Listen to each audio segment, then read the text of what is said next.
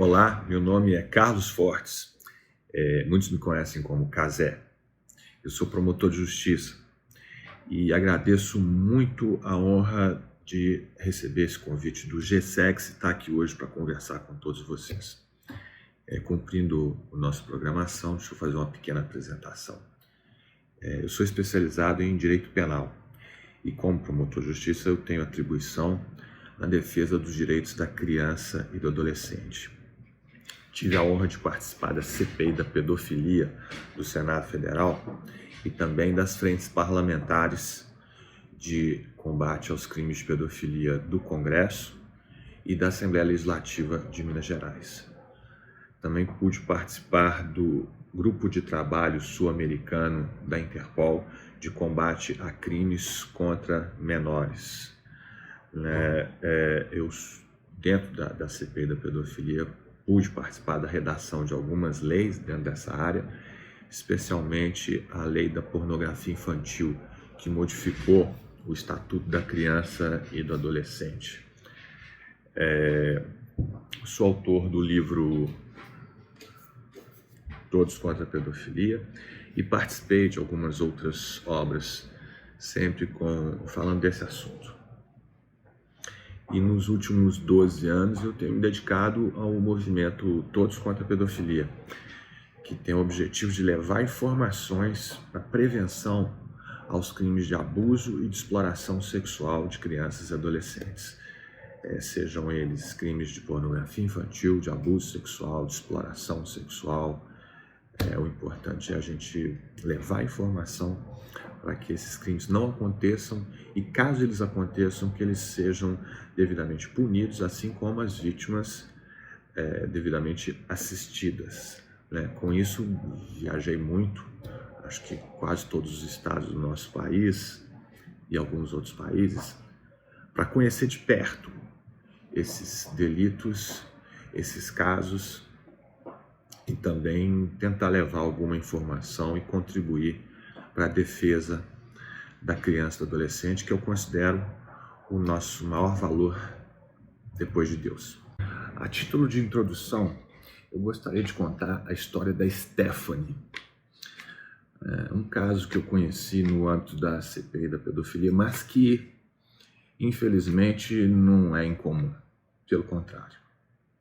A Stephanie morreu aos 2 anos e meio de idade, pelas mãos do próprio pai. Desde que ela nasceu, ela sofria abuso sexual por parte dele. Ela era viciada. E, infelizmente, a mãe não tomava providência. Ela dependia financeiramente do pai, ela tinha medo, ela tinha vergonha, ela tinha 1000 desculpas, nenhuma justificativa, claro, porque não existe justificativa para uma mãe ou para um pai que não defende seu filho, especialmente uma violência tão grave. Mas isso aconteceu durante quase toda a vida da Stephanie. Até que um dia alguém resolveu falar com o Conselho Tutelar, que levou o caso ao promotor de justiça, que tomou as providências judiciais, saiu o mandado de prisão contra o agressor e a criança foi levada para uma entidade de acolhimento, no abrigo. Depois de tudo passado, eu estive lá nesse abrigo e conversei com os cuidadores. E eles relataram que a Stephanie chegou muito magra, muito machucada, com machucados antigos e recentes, muito traumatizada. Ela quase não falava, não brincava com outras crianças, não gostava de ser sequer tocada. Ela quase não tinha cabelo, muito magrinha. O tempo foi passando e ela foi melhorando rapidamente enquanto estava ali no abrigo, né? Já brincava com as crianças, ganhou peso, começou a falar. E com isso o abusador desaparecido, mandado de prisão em aberto, chegou o final de ano e optaram por deixá-la passar as festas de final de ano com a mãe. Pois é. Justamente no Natal, ele voltou. Esse abusador voltou e mais uma vez ele agrediu essa criança, mais uma vez ele abusou sexualmente dela ele a estuprou e dessa feita de uma forma tão grave que causou a morte dela. E eu, infelizmente, por causa da profissão, a gente tem contato com imagens horríveis, mas das piores que eu já vi, com certeza, foram as fotos do corpinho da Stephanie, depois da ação desse criminoso. E, claro, eu fiquei olhando aquilo, e aquilo me gerou muita tristeza. Ele foi preso, ela também foi processada, mas eu vi que casos iguais a esse acontecem todo santo dia. E a gente tem responsabilidade nisso. A partir do momento em que a gente, podendo, não trabalha para que eles não aconteçam. E não só casos de violência extrema, estupro de uma criança, mas casos de pornografia infantil que não são simplesmente crianças e adolescentes nus, expostos, mas são registros de estupros de crianças muito pequenas, até bebês. Os casos de prostituição de crianças e adolescentes que muitas vezes são visíveis em rodoviárias, em praças, em praias. O tráfico de crianças e adolescentes para fins sexuais. A exposição de crianças e adolescentes através de filmes e fotos comercializados na internet. E às vezes passados gratuitamente pelo WhatsApp, por e-mail, no Facebook. Todos esses delitos, quando a gente fala de todos esses delitos que atingem a criança e o adolescente de uma forma muito grave, o conjunto desses crimes são exatamente os crimes de pedofilia. Esses delitos é o que a gente visa prevenir quando fala de crimes de pedofilia, ou seja, crimes de abuso sexual e de exploração sexual contra a criança e adolescente. Exploração sexual quando tem mais a ver com lucro, com dinheiro, como, por exemplo, as pessoas que ganham dinheiro com pornografia infantil, ganham dinheiro com prostituição de crianças e adolescentes. E abuso sexual, os crimes que implicam num prazer próprio do agente. Ou seja, por exemplo, o estupro de vulnerável, o estupro de uma criança de 2 anos, de 3 anos de idade. Infelizmente, nos últimos anos, a gente vê que eles acontecem todo santo dia.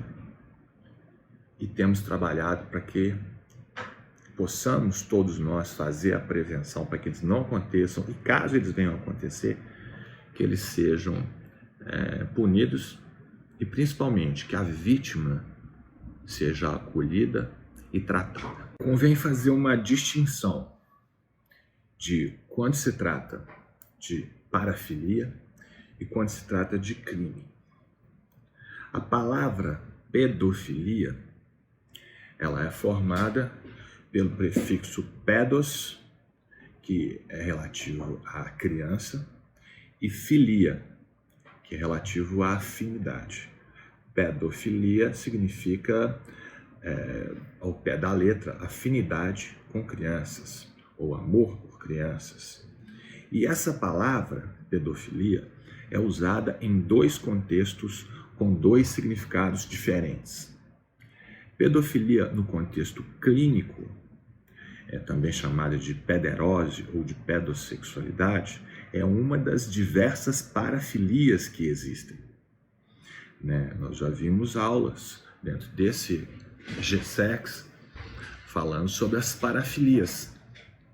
E a pedofilia é uma delas. A gente tem um monte, tem zoofilia, necrofilia, riparofilia, coprofilia, vários comportamentos sexuais não ortodoxos, digamos assim.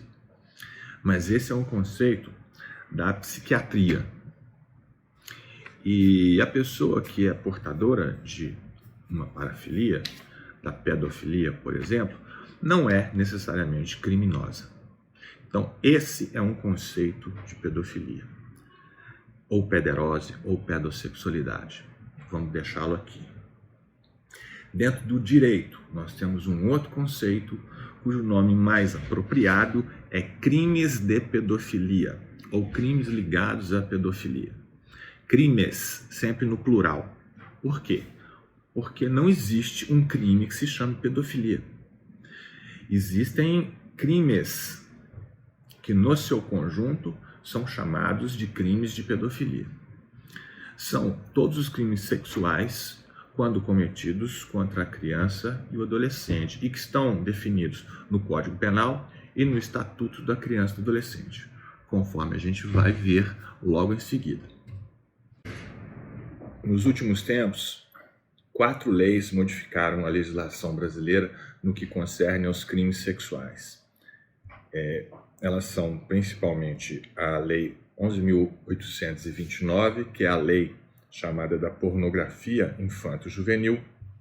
É uma lei que modificou o Estatuto da Criança e do Adolescente, criou alguns delitos e modificou os já existentes, todos eles relativos à pornografia infanto-juvenil, ou seja, a exposição de crianças e adolescentes através de fotos, vídeos e o assédio, inclusive através da internet. Outra lei foi a Lei da Dignidade Sexual, a Lei de 12.015, de agosto de 2009, que modificou o Código Penal. E ela modificou toda a parte que antigamente era chamada de crimes contra os costumes, e hoje já chamados de crimes contra a dignidade sexual. Um nome bem mais adequado, O Código Penal, ele é de janeiro de 1940, portanto, ele foi feito nos anos 30, e ele ainda usava até então aquela nomenclatura dos anos 30, que dizia respeito aos crimes sexuais, tratando-os de crimes contra os costumes, dizia respeito aos bons costumes. Hoje, a nomenclatura mais adequada é a Lei da Dignidade Sexual, que diz respeito à dignidade sexual de cada ser humano, que é uma vertente da dignidade da pessoa humana. Então, os crimes sexuais no Código Penal são chamados assim, crimes contra a dignidade sexual. E essa lei foi muito importante, ela trouxe modificações muito amplas no Código Penal e muito úteis para o combate a todos os delitos sexuais e também aos chamados crimes de pedofilia ou os crimes ligados à pedofilia. Também tivemos a Lei Joana Maranhão, que veio também da CPI da pedofilia. É uma lei pequena, mas que ela modifica a questão da prescrição nos crimes sexuais cometidos contra uma criança ou adolescente, ou seja, contra um menor de 18 anos de idade. É muito importante para que os casos tenham chance de ser apurados, caso não tenham sido apurados no tempo devido, quando a vítima ainda era criança, eles podem posteriormente vir a ser apurados porque a prescrição não ocorre até que a vítima complete 18 anos. E também, mais recentemente, em 2018, a gente teve a Lei 13.728, que estabeleceu o crime de importunação sexual e também aquele de divulgação de cena de estupro. Todo mundo faz referência, quando se lembra dessa lei, ao caso daquela moça que foi estuprada por vários rapazes e depois essa cena foi divulgada em redes sociais. Vamos falar sobre alguns crimes contra a dignidade sexual que, no seu conjunto, quando cometidos contra a criança e o adolescente, são chamados de crimes de pedofilia. Vamos falar dos principais. Por exemplo, o crime de estupro. O crime de estupro é quando uma pessoa pratica atos sexuais com outra mediante violência ou grave ameaça. Quando esse crime é cometido contra uma pessoa menor de 18 anos de idade, com certeza pode ser chamado de crime de pedofilia, independente do fato do autor ser ou não um pedossexual. O crime de estupro de vulnerável é um crime mais específico. é o estupro cometido contra a pessoa definida como vulnerável, ou seja, qualquer pessoa com menos de 14 anos ou aquela pessoa que por outro motivo não possa dar um consentimento válido para a relação sexual. Portanto, vamos exemplificar. Uma pessoa com menos de 14 anos de idade, mesmo que ela consinta na relação sexual, essa relação é considerada crime de estupro de vulnerável, porque o consentimento dela não é considerado válido. A lei considera que ela ainda não tem o discernimento necessário para consentir em algum tipo de relação sexual. Também uma pessoa, quando se encontra sob efeito de algum tóxico, bebida alcoólica ou alguma droga, outra droga, ela pode ser vítima de estupro de vulnerável, porque ela não está naquele momento em condições de dar um consentimento válido para a relação sexual. Eu entendo que é relevante dizer que o crime de estupro de vulnerável é um dos que tem as maiores penas estabelecidas dentro da nossa legislação penal.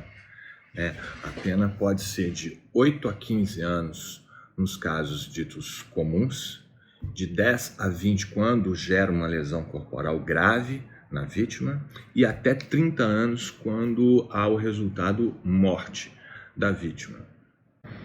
O Código Penal também contempla crimes relativos à exploração sexual, crimes esses que, quando cometidos contra a criança ou adolescente, são chamados, no seu conjunto, de crimes de pedofilia. Por exemplo, a intermediação de menores de 14 anos para a satisfação de lascívia alheia, cuja pena vai de 2 a 5 anos, o favorecimento da prostituição ou outra forma de exploração sexual, cuja pena vai de 3 a 8 anos, a manutenção de estabelecimento em que ocorra a exploração sexual, todos eles agravados quando a vítima é menor de idade. O rufianismo, ou seja, habitualmente se valer da prostituição alheia, também é crime. O tráfico internacional de pessoa para fim de exploração sexual, o tráfico nacional de pessoas para fim de exploração sexual.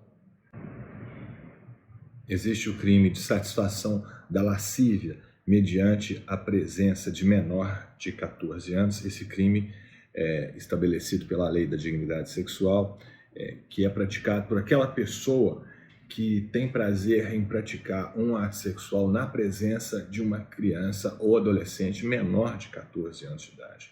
Não é preciso que essa criança ou adolescente participe daquele ato sexual, mas é preciso que ele seja presenciado por essa criança ou adolescente. É importante ressaltar que todos esses delitos dos quais nós estamos falando, eles têm um aumento de pena de até 50% em caso de gravidez que ocorre em decorrência do delito e também no caso de transmissão de DST.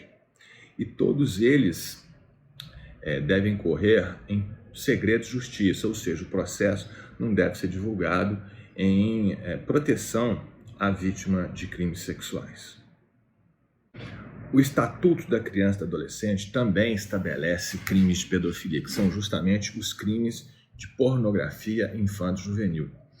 Eu tive a honra de ter trabalhado na produção dessa lei, que estabeleceu, por exemplo, o crime de produção de pornografia infantil, o ato de você produzir esse material, mesmo que ele não seja comercializado, só o fato dele ser produzido, o crime de venda de pornografia infantil, que é cometido por aquelas pessoas que comercializam. E é importante a gente dizer que na internet existem milhares de sites que comercializam a pornografia infantil. Eles vendem através de cartão de crédito. Diariamente a Interpol, o FBI, a nossa Polícia Federal trabalham na nossa proteção, fechando esses sites e fazendo os inquéritos para que essas pessoas possam ser processadas, mas infelizmente a cada dia muitos voltam a abrir e voltam a funcionar comercializando a pornografia infantil. A gente tem também o crime de divulgação de pornografia infantil, independente de ser venda, simplesmente o fato de você divulgar aquilo. Por isso que é muito importante que a gente, quando infelizmente isso acontece muito, recebe aí pelo WhatsApp, pelo e-mail, uma imagem de uma criança sendo estuprada, de crianças e adolescentes expostos de forma pornográfica, a gente jamais deve passar isso adiante. Porque ao passar adiante, involuntariamente, você pode estar cometendo um crime de divulgação de pornografia infantil. Muitas vezes a gente recebe, né, uma mensagem no WhatsApp, por exemplo, que vem acompanhada de um texto ou de um áudio dizendo o seguinte: vamos passar adiante essa imagem, vamos divulgar essa imagem para que esse criminoso seja encontrado e levado à justiça. Isso é uma balela. Se você quer denunciar um criminoso, denuncie para a Polícia Federal, para o Conselho Tutelar, para o promotor de justiça da sua cidade. Faz isso, que é muito mais eficiente. Simplesmente ficar divulgando a pornografia infantil acompanhada desse texto não resolve o problema, pelo contrário, você está estimulando a prática desse crime e, em tese, praticando aí o crime de divulgação de pornografia infantil. Também é importante dizer que é crime a posse de pornografia infantil. Se você recebe esse material e passa a guardá-lo, o fato de estar levando esse material consigo configura um delito de posse de pornografia infantil. Delito que foi estabelecido por essa lei e foi muito importante para que pudesse ser feita, especialmente pela Polícia Federal, a repressão àqueles grandes armazenadores e divulgadores e vendedores de pornografia infantil que por vezes eram encontrados portando grande quantidade desse material pesado, material grave, material que registra estupros de crianças e que antes dessa lei tinha que ser recolhido sem a possibilidade de uma prisão em flagrante ou mesmo um processo exclusivamente pela posse. O crime de pornografia infantil simulada, ou seja, de produção desse material, também está configurado no Estatuto da Criança e do Adolescente e é um dos crimes de pedofilia. Ele é praticado quando a pessoa produz um material fazendo montagens de forma a demonstrar que uma criança está participando de uma cena de sexo, por exemplo. Esse material é perigoso também porque é muito usado no assédio a crianças através da internet. É um tipo de crime recorrente que está contemplado no Estatuto da Criança e do Adolescente também, crime de grooming ou assédio malicioso, quando a pessoa entra em contato com uma criança, ou seja, pessoa de até 12 anos de idade, fazendo a ela uma proposta sexual, seja através da internet ou até mesmo pessoalmente.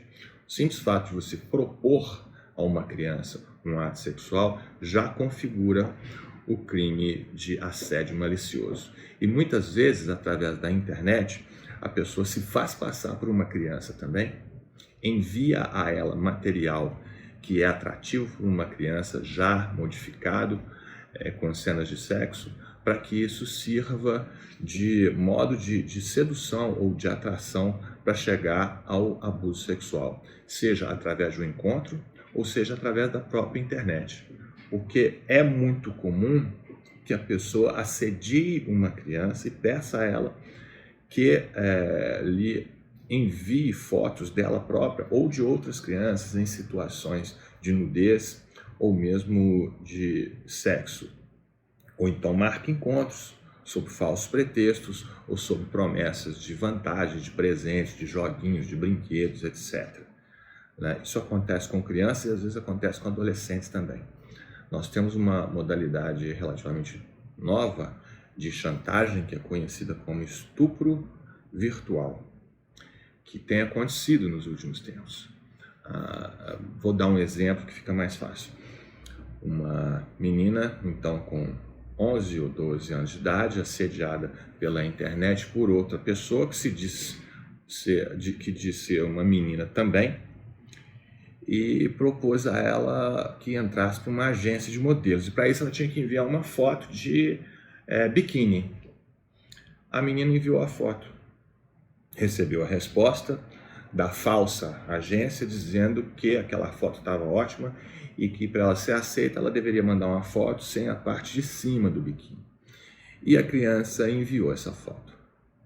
Essa foto foi recebida e pouco tempo depois, novamente enviada a essa criança através do WhatsApp, de um número desconhecido, com a seguinte mensagem: agora eu tenho a sua foto e ela será publicada para todos caso você não faça determinada ação ou tire determinada foto.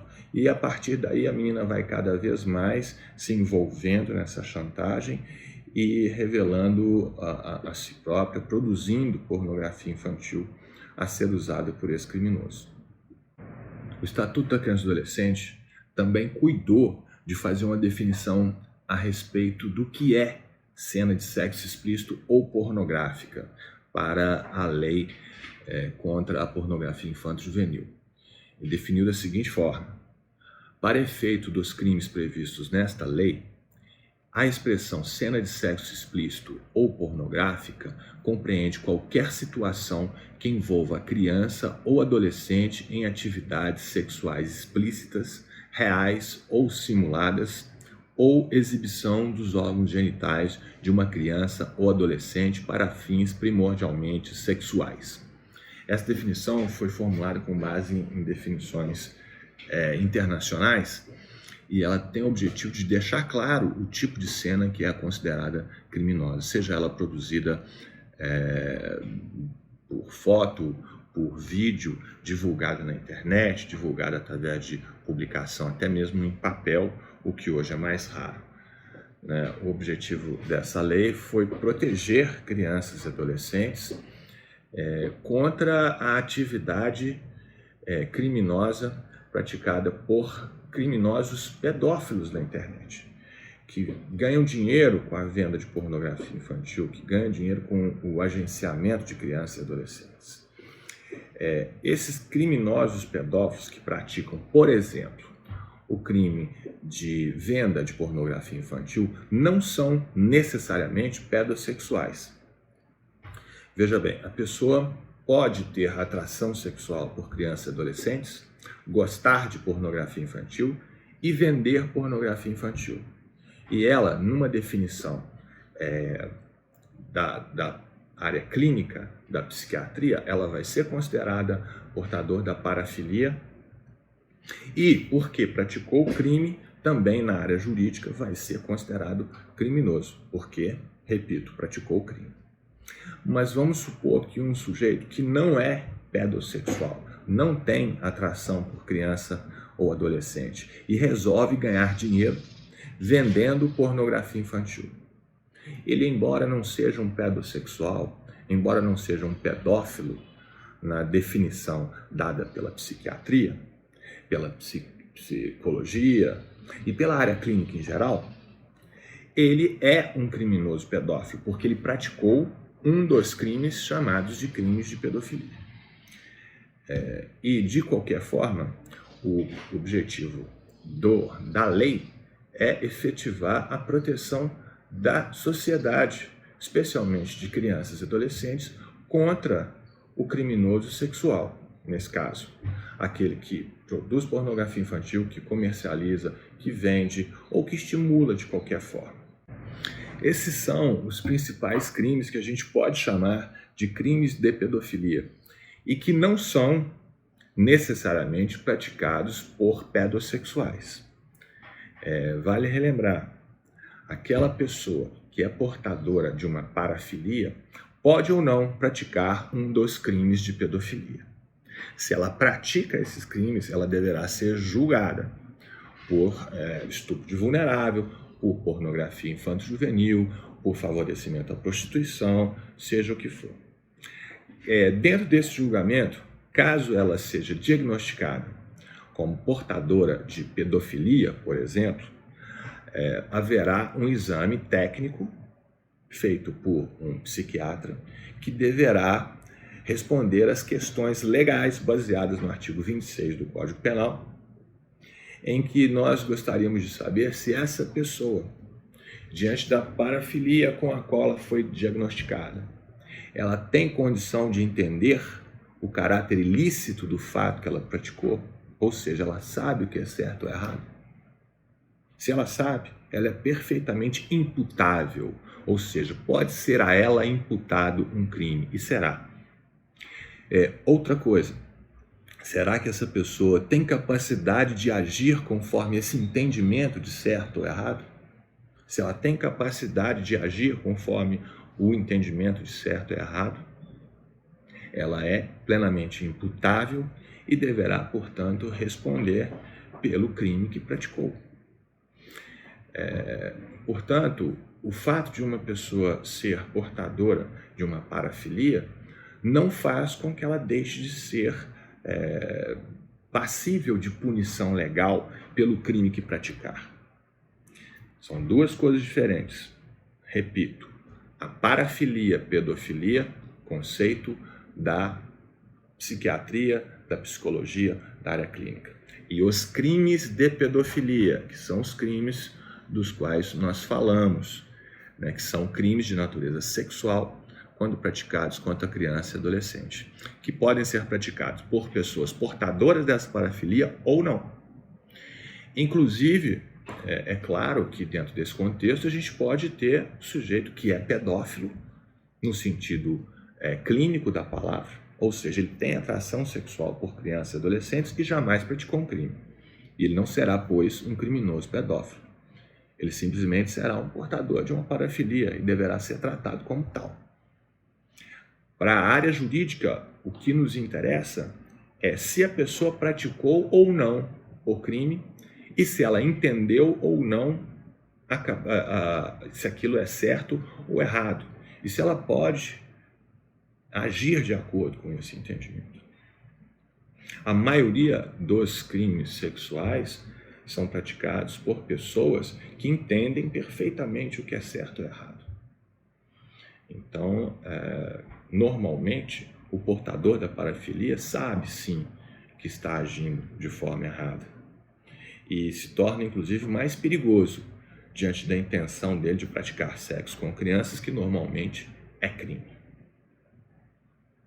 Dentro dos movimentos que existem de defesa da criança e do adolescente contra os crimes sexuais, nas campanhas de prevenção e combate ao abuso e exploração sexual contra crianças e adolescentes, quando nós dizemos todos contra a pedofilia, o que se diz, na verdade, todos contra os crimes de pedofilia, todos contra o abuso sexual, todos contra a exploração sexual, todos contra o estupro de vulnerável, o favorecimento à prostituição de crianças e adolescentes, todos contra o tráfico de crianças e adolescentes com fins sexuais, todos contra a pornografia infanto-juvenil e todos aqueles que são os crimes de pedofilia definidos no Código Penal e no Estatuto da Criança e do Adolescente. Ao dizer isso, estamos procurando dar um recado para a sociedade, para as famílias e para as autoridades também.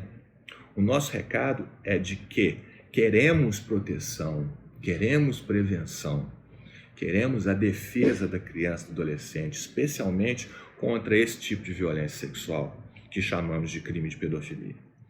É muito importante a nossa manifestação, porque ela demonstra também a nossa atenção, a nossa vigilância, que é fundamental na prevenção. O criminoso dessa natureza, ele pensa duas vezes antes de agir quando ele percebe que a sua vítima preferencial, ou seja, a criança, está sendo vigiada, está sendo cuidada, não é negligenciada, não está sendo deixada, abandonada à sua própria sorte.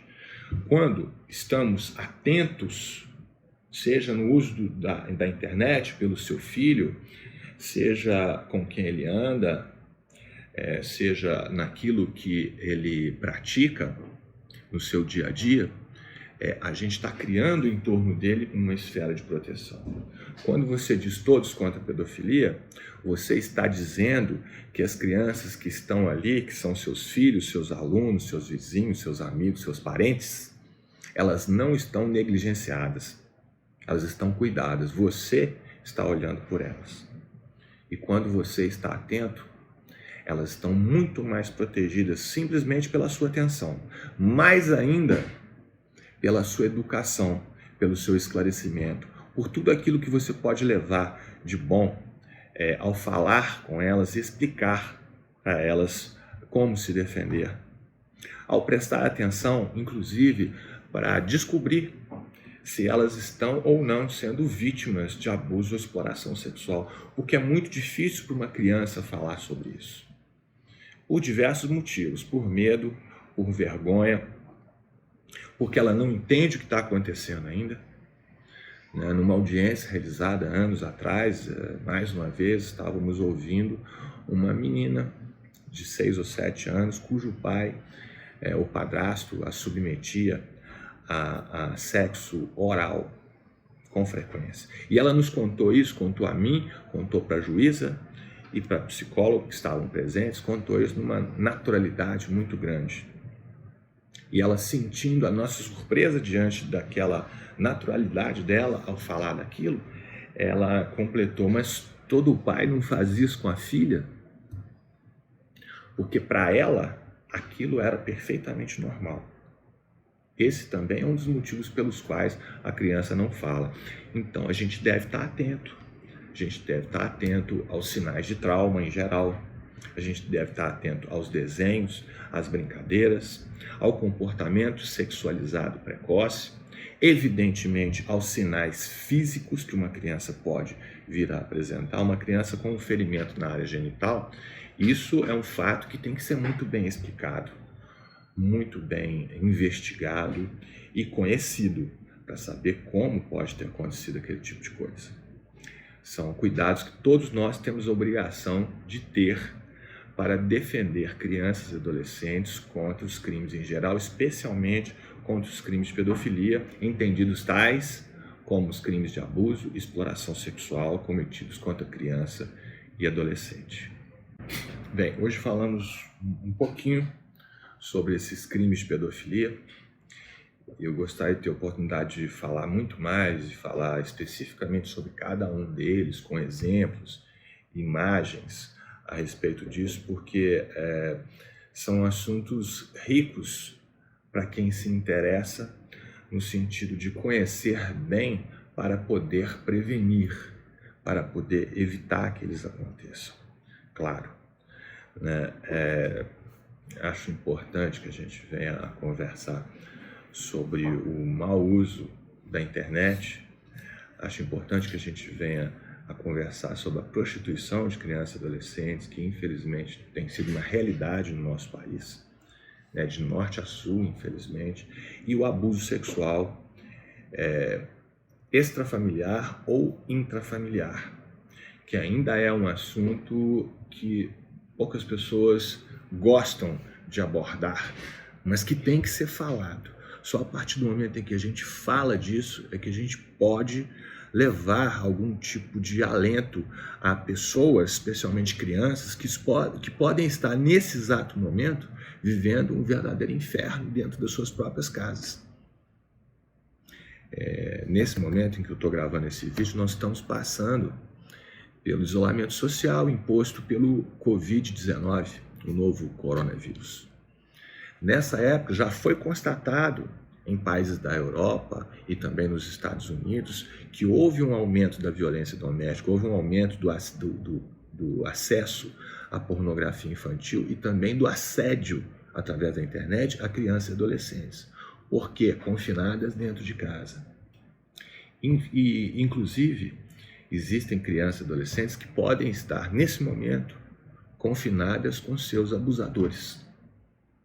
Acho que cabe a todos nós, família, Estado e sociedade, estar atentos para que toda criança seja protegida, independente do nome que se dê. Crime de pedofilia, abuso sexual, exploração sexual, violência sexual contra crianças e adolescentes. Todo mundo sabe do que nós estamos falando. Todo mundo sabe que isso acontece todo santo dia. Infelizmente, há mais de 12 anos, não se passa um só dia em que eu não receba uma notícia de um caso de abuso sexual ou de exploração sexual, ou mais de um ou dos dois. Porque a cada momento, crianças e adolescentes estão sendo vítimas de criminosos pedófilos, ou seja, pessoas independente de serem ou não portadores de parafilia, que praticam crimes sexuais usando crianças e adolescentes como objetos para o seu prazer. Essas pessoas têm que ser tratadas como criminosos que são. E é claro, aqueles que tiverem alguma doença mental que os impeça de entender o caráter ilícito do fato, aqueles que não podem agir por algum problema mental de uma forma com seu livre arbítrio, eles não podem ser culpados penalmente. Mas, de qualquer forma, entendo que, em primeiro lugar, tem que ficar sempre a garantia do bem-estar e da segurança de cada criança do nosso país e do mundo. Porque, depois de Deus, não existe nada mais importante do que cada criança, do que cada adolescente, do que cada filho das nossas famílias.